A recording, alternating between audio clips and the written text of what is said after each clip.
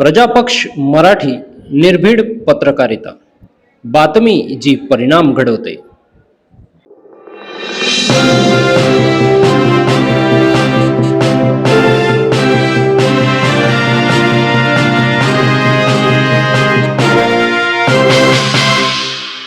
काही दिवसापूर्वी संपूर्ण महाराष्ट्रात गाजलेलं माजी राज्यमंत्री बच्चू कडू यांनी रचलेलं कथित हत्येच्या कटाचं प्रकरण आता नेमकं कोणत्या टप्प्यावर आलं आहे, हा प्रश्न अनेकांच्या मनात निर्माण झाला आहे.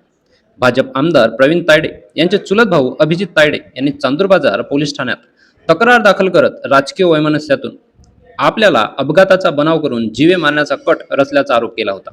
या तक्रारीनंतर राज्यभर मोठी राजकीय खळबळ उडाली होती.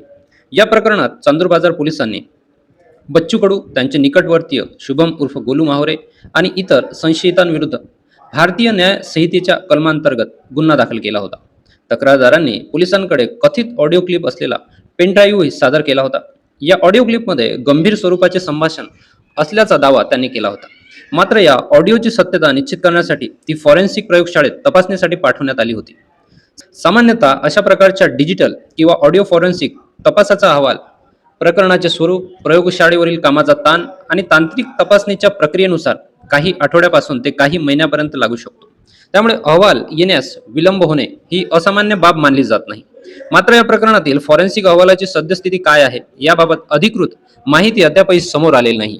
दरम्यान बच्चू कडू यांनी न्यायालयातून अटकपूर्व जामीन मिळवला असून तपासात सहकार्य करणे आणि पुराव्यांशी छेडछाड न करणे या अटी न्यायालयाने घातल्या आहेत. मात्र आता काही दिवस उलटल्यानंतरही अनेक प्रश्न उपस्थित होत आहेत. पोलिसांचा तपास नेमका कुठपर्यंत पोहोचला आहे? संबंधित ऑडिओ क्लिपची फॉरेन्सिक अहवाल प्राप्त झाला आहे का? तपासात कोणती नवी बाब समोर आली आहे का? याबाबत अधिकृतरित्या अद्याप कोणतेही स्पष्ट निवेदन समोर आलेले नाही.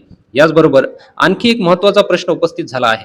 जर तक्रारदार अभिजित तायडे आणि प्रवीण तायडे यांनी केलेले आरोप इतके गंभीर होते तर या प्रकरणाचा पुढील पाठपुरावा कितपत केला जात आहे? तपासाच्या प्रगतीबाबत त्यांनी पोलिसांकडे सातत्याने पाठपुरावा केला आहे का? याबाबतही सार्वजनिकरित्या फारशी माहिती उपलब्ध नाही. जर तक्रारदारांकडूनच या प्रकरणाचा सक्रिय पाठपुरावा होत नसेल तर जनतेच्या मनात विविध प्रश्न निर्माण होऊ शकतात.